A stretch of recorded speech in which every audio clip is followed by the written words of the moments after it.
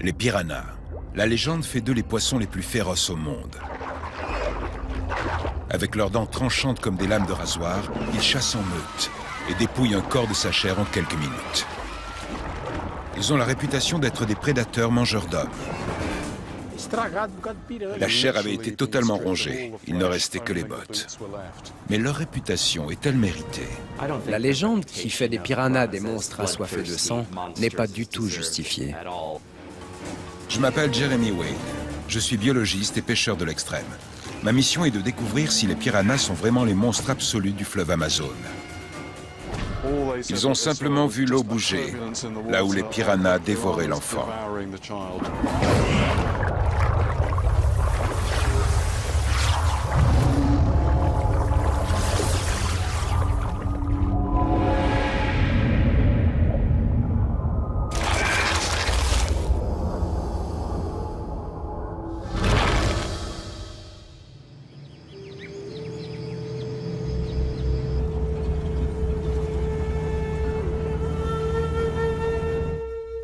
Je me souviens d'un fait divers dans les années 70. Un car a terminé sa route dans l'Amazone au Brésil.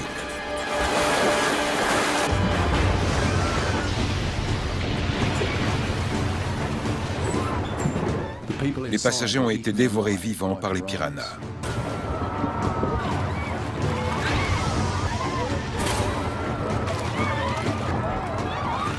Ce genre d'histoire sinistre est monnaie courante depuis la découverte de l'Amérique du Sud. Et chaque rapport scientifique que j'ai consulté affirme que les piranhas ne tuent pas les hommes. Ces histoires sont-elles vraies ou sont-elles de simples légendes urbaines? Sa mort! Sa mort!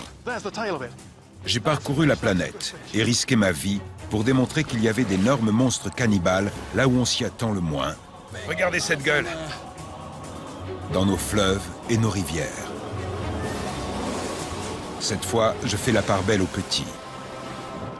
Les piranhas sont-ils vraiment capables de tuer et de manger un homme? Sont-ils les tueurs sanguinaires des films d'horreur et de nos pires cauchemars?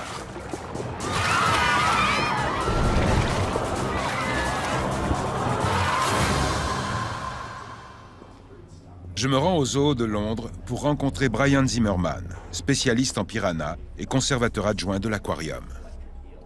Il n'existe aucun cas attesté d'un être humain qui aurait plongé vivant dans une rivière, se serait fait dévorer par un groupe de piranhas et aurait été réduit à l'état de squelette en quelques secondes.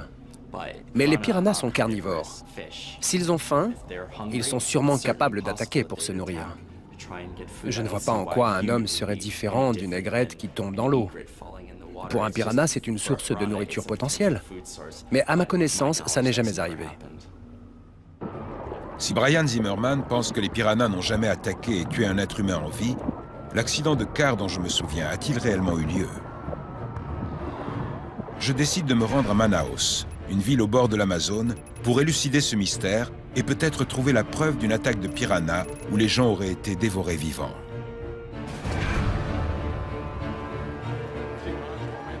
Je ne vois pas de meilleur endroit pour commencer mon enquête que le berceau de nombre de ces histoires macabres, le marché aux poissons de Manaus. Avec les 2000 espèces de poissons qui peuplent le fleuve Amazone, soit plus que dans tout l'océan Atlantique, les créatures bizarres ne manquent pas ici. Regardez, il y a tellement de poissons différents. Les scientifiques portent à 60 le nombre d'espèces appartenant à la sous-famille des piranhas. Mais la majeure partie de ces poissons sont végétariens. C'est le comportement carnivore de quelques espèces seulement qui leur vaut cette réputation. Je ne tarde pas à délier les langues et à découvrir un autre récit qui me montre ce dont ils sont capables. C'est une histoire de piranha. Un vieil homme a été laissé dans sa maison sur l'eau par les membres de sa famille pendant quelques heures. Quand ils sont revenus, il avait disparu. Il ne restait que ses vêtements. Ils ont cru qu'il était allé se baigner, ils ont cherché, et ils ont fini par trouver son squelette. Il était tombé à l'eau, et comme il était vieux, il n'avait pas pu remonter, et les piranhas l'avaient mangé.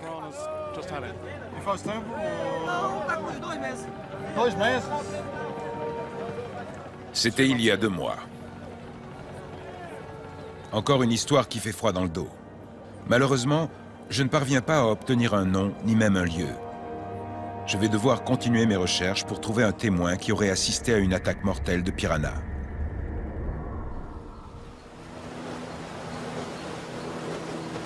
Le fleuve Amazon mesure 6800 km de long, soit près de 2 fois plus que le Mississippi. Il est très large et le courant est faible. Mais en haut de cet affluent, c'est une toute autre histoire. 1/5 de l'eau de la planète passe par l'Amazone. Les piranhas et les espèces apparentées sont présents sur toute la longueur du fleuve. C'est le paradis des pêcheurs. Et il regorge de monstres aquatiques. Ça mord, ça mord. Regardez, il sort de l'eau. C'est un poisson costaud. Je remonte un poisson carnivore doté de mâchoires sorties tout droit d'un film d'horreur. C'est un payara, un cousin du piranha. C'est la guerre dans ce fleuve. Tout a des dents. Tous les poissons se mangent entre eux. Celui-là a des dents énormes sur la mâchoire inférieure. Il s'en sert pour percer la vessie natatoire de sa proie. Comme le petit poisson ne peut plus flotter, il est désorienté et remonte à la surface. Et lui n'a plus qu'à se servir. Ses crocs sont si longs qu'il a des orifices dans la mâchoire supérieure pour qu'il puisse fermer la bouche.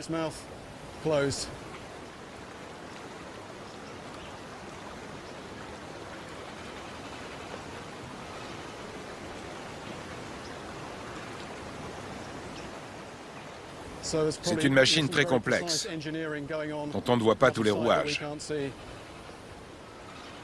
Ce monstre digne d'un vampire est la preuve de l'aspect effrayant de certains piranhas. Celui-ci pourtant n'attaque pas les hommes. Ce n'est qu'un prédateur solitaire. Les piranhas qui nous intéressent chassent en meute. Ils sont si répandus dans l'Amazone qu'ils se pêchent presque partout. D'habitude, j'ai recours à un équipement high-tech et à des ruses de sioux pour piéger les monstres aquatiques. Mais les habitudes alimentaires des piranhas sont si particulières que j'opte pour une autre approche. J'ai rangé ma canne à pêche. J'utilise une simple tige de bambou avec une ligne courte. C'est le meilleur moyen de pêcher les piranhas. Un hameçon au bout du fil pour que le piranha ne coupe pas la ligne, un morceau de viande. Et contrairement à d'habitude, où il ne faut pas faire de bruit, les piranhas sont attirés par le mouvement à la surface.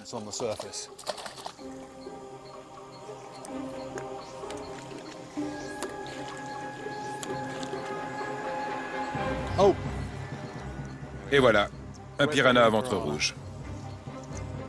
En quelques minutes, j'attrape un petit spécimen.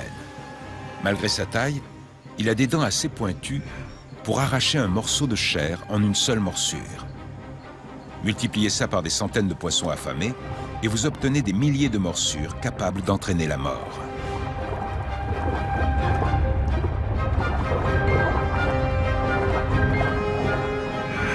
Grâce à des mâchoires protubérantes et de larges muscles masticateurs, les petites dents triangulaires se referment sur leur proie comme un piège sur la patte d'un ours. Elles sont spécifiquement conçues pour venir à bout des chairs, des nageoires et des écailles, et déchiqueter leur proie morceau par morceau. Ces piranhas chassent surtout des poissons, mais ils mangeront n'importe quel animal qui se trouve sur leur route.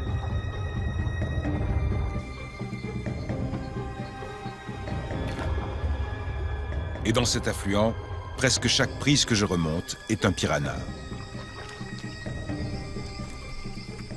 Cet affluent est rempli de piranhas. Il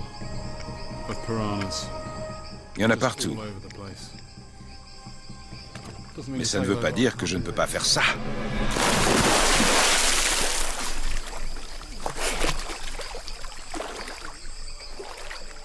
Se jeter dans des eaux infestées de piranhas est nécessairement suicidaire.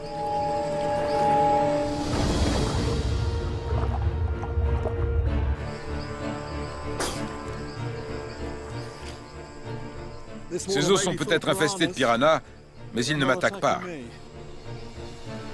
Si je peux nager ici en toute sécurité et que les récits du vieil homme et de l'accident de car sont vrais, alors il manque un facteur déclencheur qui excite l'appétit des piranhas. Je ne suis pas mort. Le niveau de l'eau est élevé par ici. Je présume qu'il y a assez à manger pour que les poissons n'aient pas envie de m'attaquer. Mais que se passe-t-il si je trempe les pieds au beau milieu d'une meute de piranhas affamés?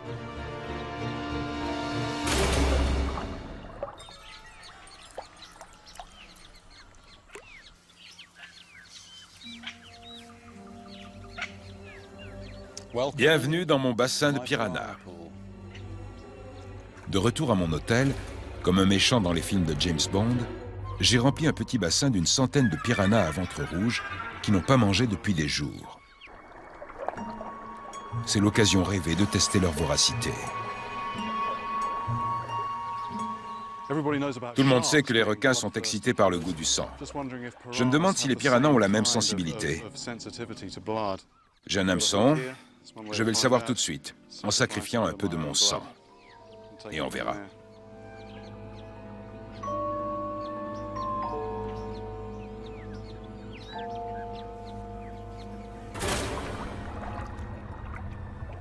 Ce n'est qu'une petite goutte de sang, mais s'ils sont à la hauteur de leur réputation, ils m'arracheront le pouce en quelques secondes.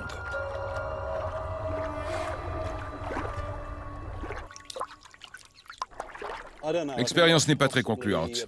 Ils bougent, mais ils suivent peut-être seulement le mouvement de mon pouce. Une petite goutte, ce n'était sûrement pas assez. Il me faudrait une quantité plus importante.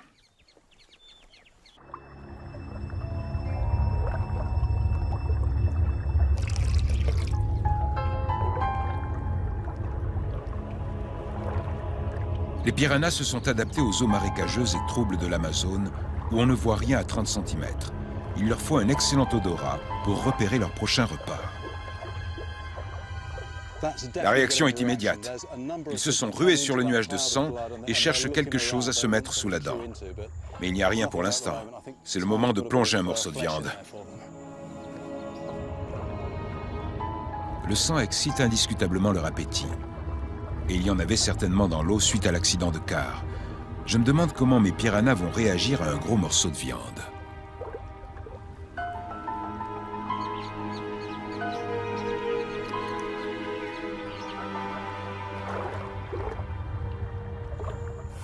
Ça y est, ils ont mordu, ils ont mordu.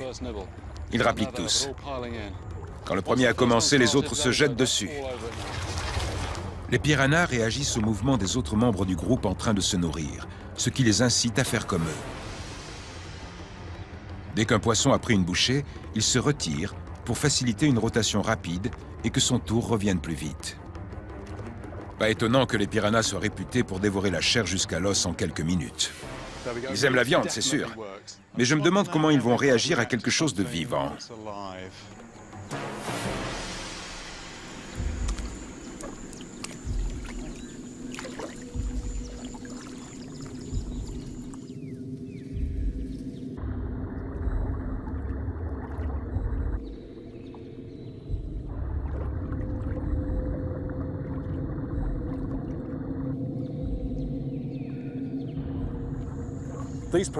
Ces piranhas qui déchiquetaient un morceau de viande il y a encore quelques minutes ne sont pas du tout intéressés par moi. Quel est donc le facteur qui fait d'eux de redoutables assassins? C'est ce que je veux à tout prix découvrir. Si l'histoire de l'accident de car est vraie, il y avait certainement, comme dans mon bassin, de la chair, du sang et beaucoup de piranhas affamés. Et pourtant, je n'ai rien. Les passagers du car n'ont pas eu cette chance. En poursuivant mon enquête, je vais découvrir la preuve que l'accident de car a bel et bien eu lieu. Et je vais retrouver la trace d'un survivant qui a miraculeusement réchappé à la mort. Peut-être va-t-il me donner des détails de l'accident qui me permettront de comprendre ce qui déclenche une attaque de piranhas.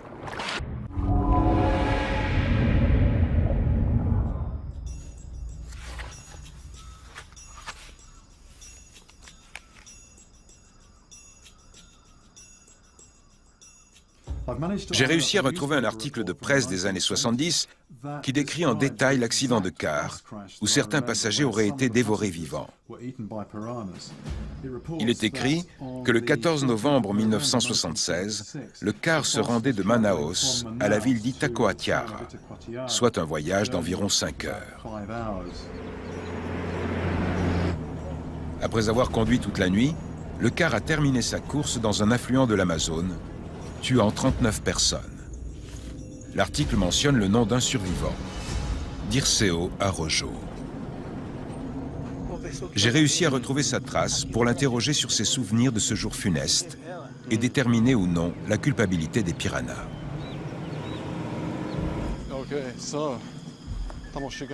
Dirceu me raconte qu'il était assis tout au fond du bus. Comme les autres passagers, il avait dormi presque tout le trajet. À bord se trouvaient plusieurs familles, 2 étudiants, Alex et Ivan, ainsi que plusieurs personnes qui rentraient chez elles à Itacoatiara. Peu de temps avant l'accident, le car est passé sur un nid de poules, ce qui a réveillé Dirceu. C'est probablement ce qui lui a sauvé la vie.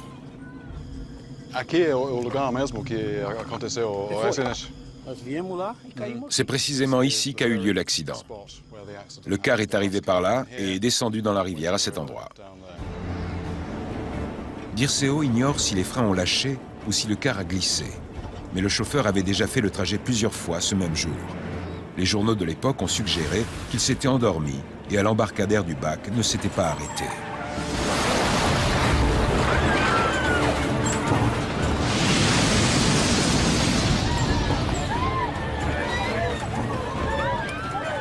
Tout était normal et la minute d'après, le car était dans l'eau. Les gens criaient, pleuraient, tout le monde était désespéré. Aí foi que eu fui no corredor, tava todo mundo lá querendo sair naquela corda. Des gens à l'avant essayaient d'ouvrir la porte en la tirant, alors que d'après lui, il fallait la pousser pour l'ouvrir.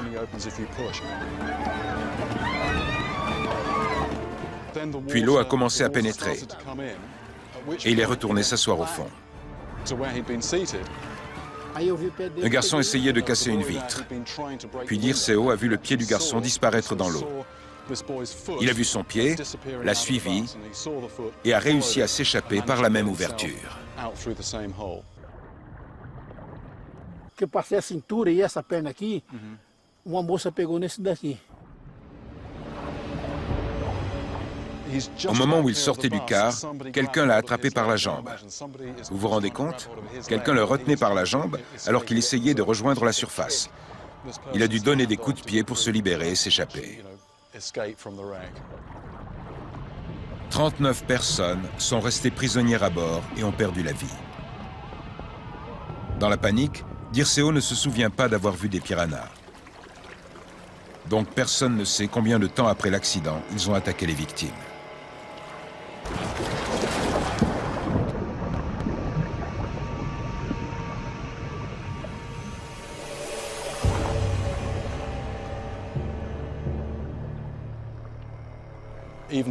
Encore aujourd'hui, quand il passe le pont qui enjambe désormais la rivière, chaque fois qu'il traverse, il se souvient. Il se souvient de ce jour.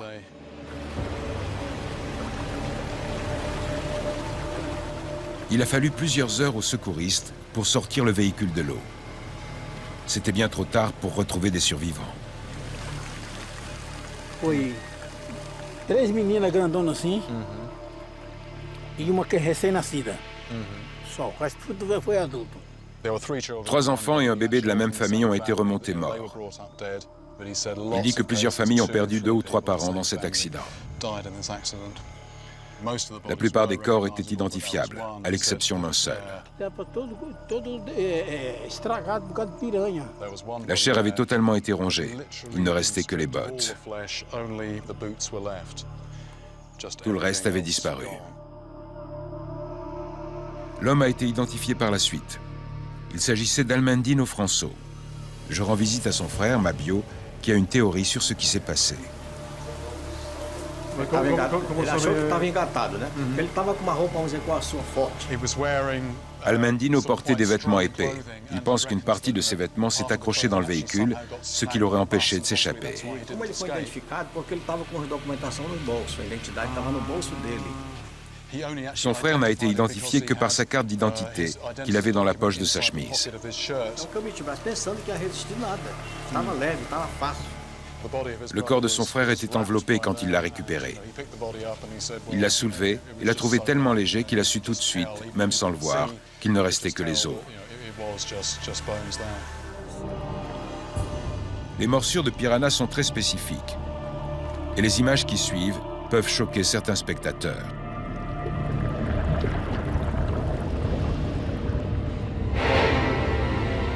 Ces images de victimes récemment transportées à la morgue de Manaus sont la preuve de ce dont les piranhas sont capables et du type de blessures qu'ils infligent. Les chairs exposées et les tissus mous sont les premiers atteints, comme l'a constaté Dora de Barbosa à son arrivée sur les lieux de l'accident lors de l'extraction des corps.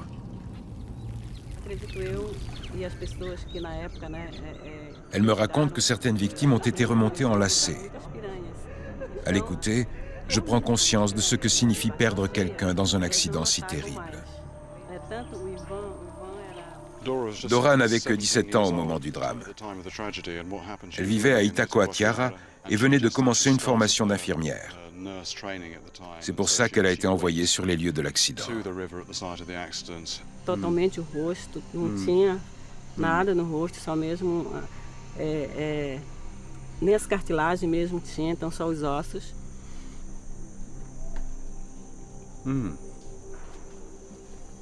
C'est tragique. Dora dit qu'elle connaissait certains des passagers du car, ce qui rend l'histoire encore plus atroce. Il y avait le mari de son professeur, et elle dit que son visage avait été totalement dévoré, non pas jusqu'à l'os, mais jusqu'au cartilage. Comme les témoignages de l'accident de car, les photos de la morgue ne laissent aucun doute quant aux tortures que les piranhas sont capables d'infliger au corps humain. Mais comme l'accident a eu lieu il y a 30 ans, il n'est plus possible de déterminer si les victimes sont mortes dévorées par les piranhas ou noyées. On sait que les passagers étaient pris au piège. Il y avait du sang dans l'eau et ils ont été attaqués. Mais les piranhas les ont-ils mangés vivants ou se sont-ils concentrés sur ceux qui étaient déjà morts? Même si la véracité de l'accident ne fait aucun doute, je ne peux pas accuser les piranhas avec certitude. Lors de mon enquête, j'ai vent d'un événement survenu à l'est du fleuve Amazone. En 2005, à la fin de la saison sèche, 8 attaques de piranhas ont eu lieu en un seul week-end sur la même plage. Et toutes les victimes étaient bel et bien vivantes quand les piranhas ont attaqué. Je cherche à découvrir si les piranhas méritent leur réputation de tueurs sanguinaires. Et je n'ai pas encore trouvé la réponse. Bien que les piranhas se soient déjà nourris de chair humaine, il me reste encore à prouver qu'ils l'ont fait sur des êtres vivants. Brian Zimmerman avait peut-être raison. La légende qui fait des piranhas des monstres assoiffés de sang n'est pas du tout justifiée. Ce sont simplement des animaux qui tentent de survivre dans la nature et il se trouve qu'ils sont carnivores. Dans des zones submergées comme celle-ci, les scientifiques ont découvert qu'il y avait 2 fois plus de piranhas qu'ailleurs. Et ceci conduit à remettre en question une fois de plus leur innocence. Dans tout le Brésil, des barrages comme celui-ci ont formé des lacs artificiels où les gens viennent se baigner très nombreux, surtout quand il fait chaud pendant la saison sèche. Ajoutez à ça une forte concentration de piranhas, et c'est la catastrophe assurée. Les monstres aquatiques mangeurs d'hommes sont des créatures de cauchemar. Ils alimentent une industrie de la terreur à laquelle Hollywood contribue très largement.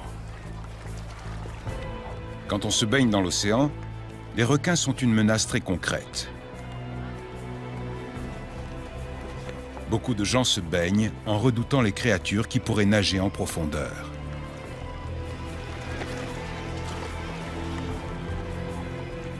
Mais dans les terres, à plus de 1500 km de la mer, on ne s'attend pas à être victime d'un tel accident. Pourtant, le week-end du 21 décembre 2005, à la fin de la saison sèche, c'est exactement ce qui s'est produit.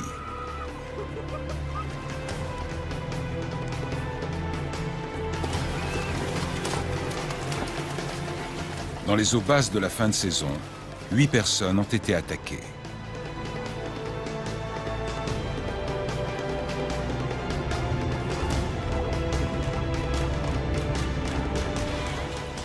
Et les agresseurs étaient des piranhas.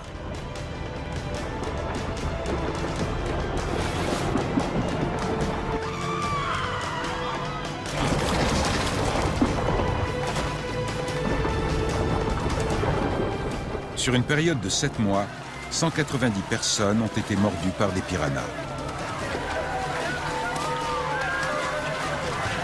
Contrairement à l'accident de car, ce n'étaient pas des attaques en meute, où les corps ont été à moitié dévorés. Il s'agissait de morsures individuelles. Personne n'était pris au piège ni blessé. Et pourtant, les piranhas ont bel et bien attaqué des êtres vivants. Il a dû se passer un événement inhabituel. Je me rends sur un de ces lacs artificiels pour mieux comprendre et voir quel type de piranha peuple ces eaux. Avant, ce n'était qu'une immense forêt tropicale. Mais quand l'eau est montée, les arbres sont morts, laissant place à cet étrange paysage.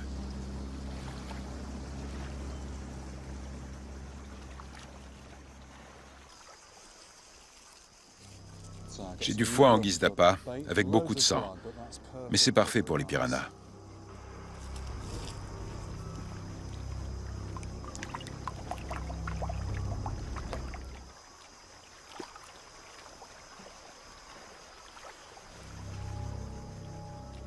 Ça mord. Il y a quelque chose au bout.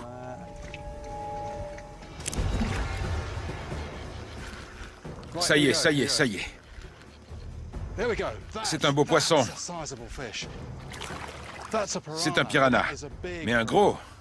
Je dois faire très attention. Attention, attention, attention. Et voilà. Imaginez nager avec des grosses bêtes comme ça. Aïe! Il serre les dents sur le crochet quand je l'enlève. Que pensez-vous de ce piranha?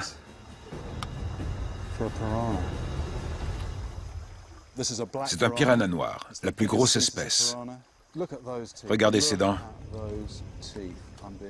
Je fais très attention car il a des mâchoires très puissantes.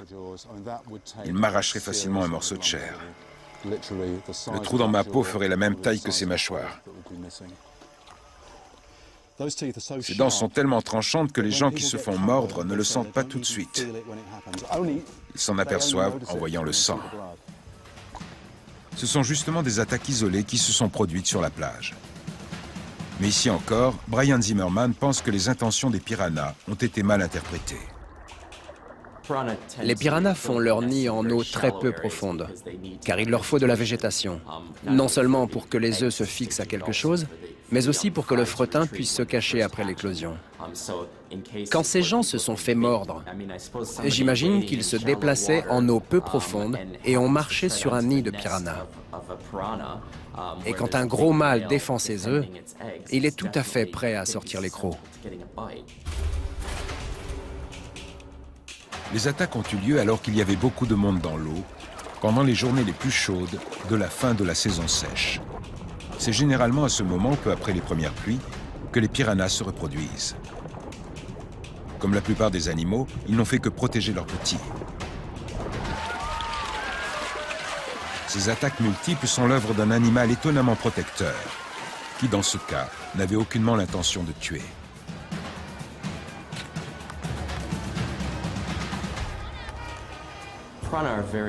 Les piranhas sont des poissons très nerveux. On a réalisé une étude récemment sur leur comportement de groupe. Nos recherches ont démontré que ce ne sont pas des chasseurs en meute, qu'ils ne vivent pas en groupe pour chasser leurs proies, mais pour se protéger des prédateurs. L'union fait la force. Si les piranhas se regroupent par peur d'un autre prédateur aquatique, alors je dois faire la connaissance de cette créature. Que peut-il bien y avoir dans l'eau de plus féroce et de plus carnivore que les piranhas mangeurs d'hommes.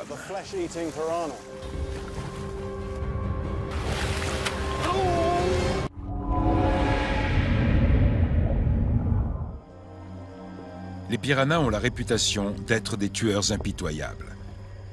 Mais ici, dans le fleuve Amazon, ils sont loin d'être au sommet de la chaîne alimentaire. Ce fleuve est rempli de prédateurs, et on me dit que certains monstres aquatiques viennent jusqu'ici pour se faire nourrir par les hommes. Ces créatures sont des prédateurs extrêmement intelligents et redoutés par les piranhas.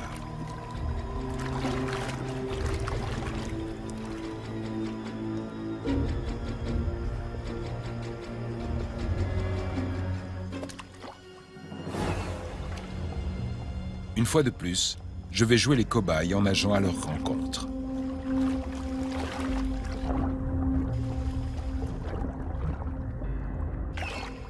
Des dauphins. Magnifiques. À 1500 km de l'océan, en pleine Amazone, des dauphins d'eau douce.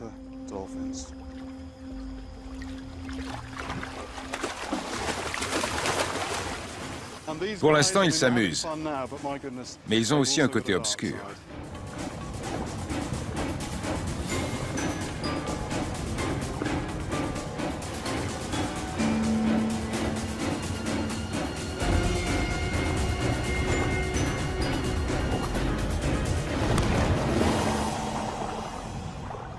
Ils sont fous. Celui-là a bien failli m'arracher le pouce. Attention. Voilà les monstres qui mangent les piranhas. Doucement. Les mâchoires sont très longues et tapissées de petites dents parfaites pour attraper les poissons.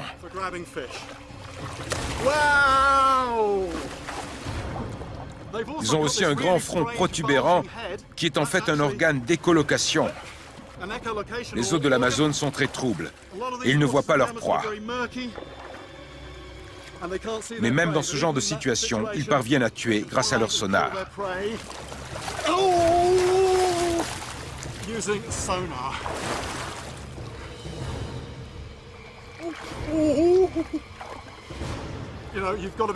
Il faut faire très attention quand on joue avec ces créatures.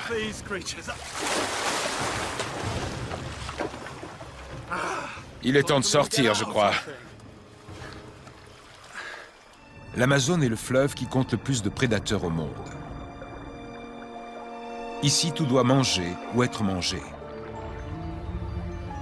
J'ai pêché dans ce fleuve pendant des années, et je sais qu'il est rempli des créatures les plus redoutables. Les piranhas n'ont peut-être rien d'extraordinaire. Ils sortent du lot car ils font partie de notre imaginaire collectif. Mais cela n'explique toujours pas ce qui déclenche leurs attaques. Des milliers de gens dans cette région vivent littéralement sur l'eau. Compte tenu des variations de niveau importantes en fonction des saisons, des villages entiers flottent sur l'eau. L'un d'eux porte un nom très évocateur de la réalité quotidienne de ses habitants.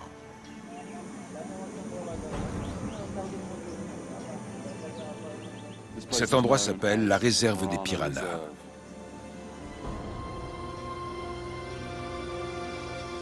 Je suis venu ici pour découvrir comment on vit avec la menace constante des piranhas. Ces gens sont appelés ribérinos, le peuple du fleuve. Presque tout ce dont ils ont besoin pour vivre est issu de l'Amazone.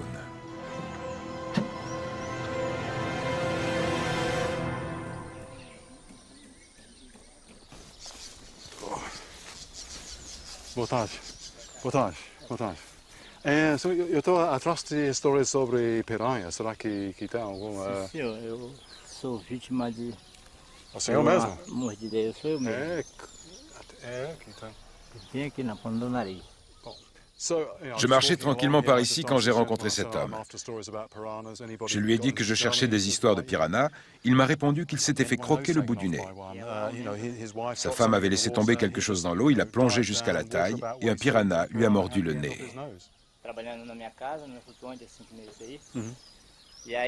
Quand il a ouvert les yeux, il a vu du sang et plein de piranhas. S'il n'était pas sorti immédiatement de l'eau, il pense qu'il y serait resté. C'est incroyable de rencontrer à peine arrivé quelqu'un qui a fait les frais de l'agressivité des piranhas. J'aimerais savoir quels piranhas vivent ici et s'ils sont voraces. Voyons si la réserve des piranhas porte bien son nom et quelles espèces peuplent ses eaux. Ma ligne flotte à la surface. Ça y est. Un ventre rouge. Je ne pourrais pas faire ça pieds nus. Vous comprenez pourquoi tellement de gens ici ont un orteil en moins.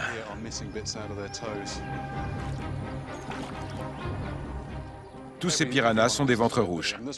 Celui-ci a des petites taches parce que c'est un jeune. En voilà un autre. Il y a plus de poissons que d'eau. Chaque fois que je remonte ma ligne, il y a un piranha rouge au bout. Ils ne sont pas gros, mais ils sont des milliers.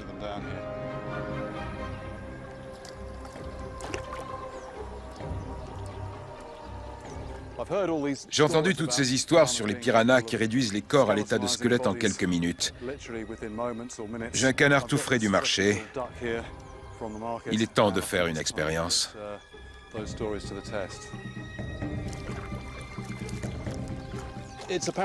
On sait que les mouvements d'un animal qui se débat les attirent. Donc, je remue un peu l'eau pour les faire venir. Ils sont déjà là. J'ai vu passer un éclair argenté et rouge. Ils arrivent tous. Une fois que le premier a trouvé la proie, les autres suivent.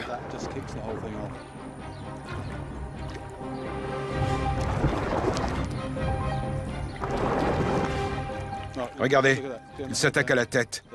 Ils ont déjà rongé toute la chair du cou.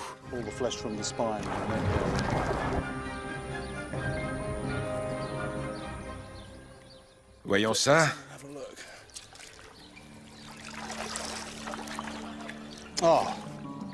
D'accord. À l'envers, c'était pas si mal. Mais de l'autre côté, sur la partie qui était immergée, ils ont fait du beau travail. Ils ont mangé une grosse quantité de plumes pour atteindre la viande. Ils ont fait un trou dans la carcasse. Ils ont mangé presque toute la chair. Un gros morceau de l'épine dorsale et du cou a été dévoré. La tête est réduite aux os. Les yeux ont été mangés et tout ça en quelques minutes.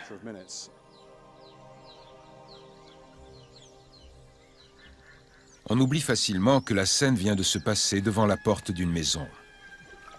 Pour les habitants du village, les risques liés aux piranhas font partie de la vie quotidienne.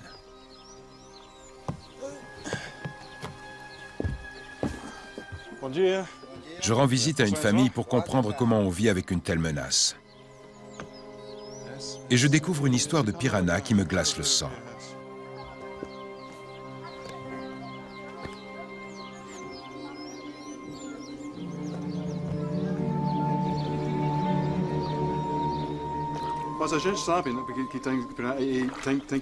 J'apprends que c'est pendant la saison sèche, quand le niveau de l'eau est bas et la concentration de piranhas élevée, que le danger est le plus grand. À une certaine période de l'année, pendant les mois de septembre et d'octobre, l'eau se retire, les petits poissons s'accumulent et les piranhas viennent se nourrir de ces poissons. Il y a une concentration de piranhas et c'est à ce moment-là qu'il faut faire très attention. Não, aí é meio difícil porque senão a escada ela devora a pessoa, né? On ne peut même pas se laver dans l'eau.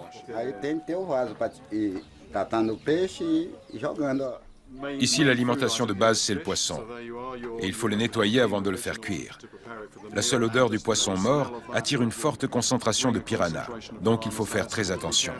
Ne jamais approcher les doigts de l'eau. Mais un jour, la famille a baissé la garde et les conséquences ont été dramatiques. C'était le petit-fils de Julio. Era a minha esposa. Il dit qu'ils ne peuvent pas toujours surveiller les enfants. Sa femme nettoyait du poisson à l'arrière de la maison. Le petit garçon, comme le font souvent les enfants, a traversé toute la maison en courant et il est tombé à l'eau de l'autre côté. Ils ont entendu un bruit et se sont précipités, mais c'était déjà trop tard.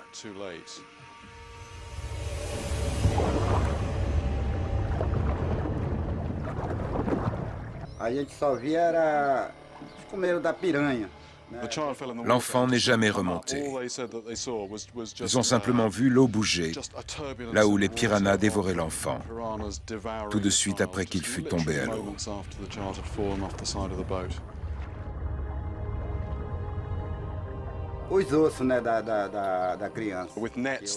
Avec des filets, ils ont tenté de le sortir de l'eau immédiatement, mais ils n'ont remonté que des os.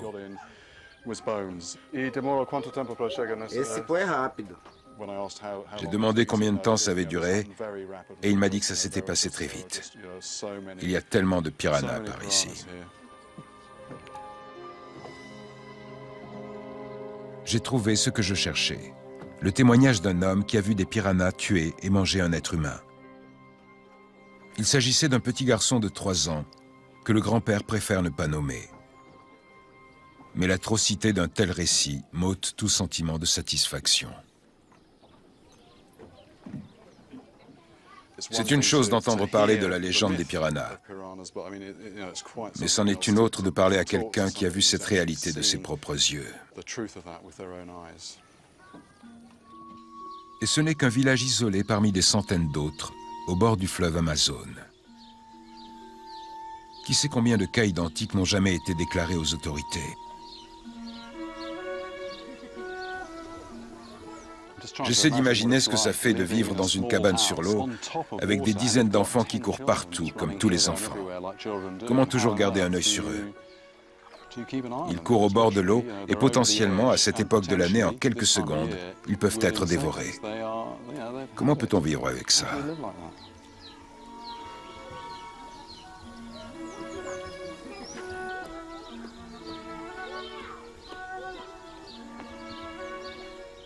Ces gamins marchent en équilibre sur des planches de bois larges comme ça. Je viens d'entendre cette histoire horrible d'un enfant tombé à l'eau et dévoré en quelques secondes, mais ça n'a pas l'air de les inquiéter. Un peu comme on vivrait avec la menace permanente d'une autoroute sur le pas de sa porte, ces gens vivent à quelques mètres de redoutables piranhas. Comme beaucoup de choses, vivre dans une maison sur l'eau avec tous ces piranhas en dessous devient une routine, un automatisme. On s'y habitue. Il y a des précautions à prendre, mais on ne peut pas y penser tout le temps. Sinon, on ne peut pas vivre normalement. C'est une menace omniprésente sous l'eau et tout autour. J'étais parti en quête d'un témoin qui aurait assisté à une attaque mortelle de piranhas dans l'espoir de trouver la preuve qu'ils méritent leur réputation de tueurs sanguinaires. J'ai découvert que les piranhas étaient parfois timides, parfois sur la défensive et souvent mal compris.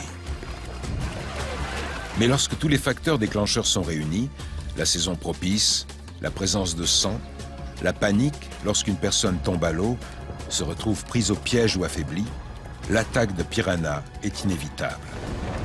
Dans un fleuve rempli de monstres aquatiques, les piranhas ne font qu'adopter un comportement naturel pour survivre dans un environnement hostile. Et pourtant, ils continueront longtemps de susciter la peur et l'horreur en chacun d'entre nous.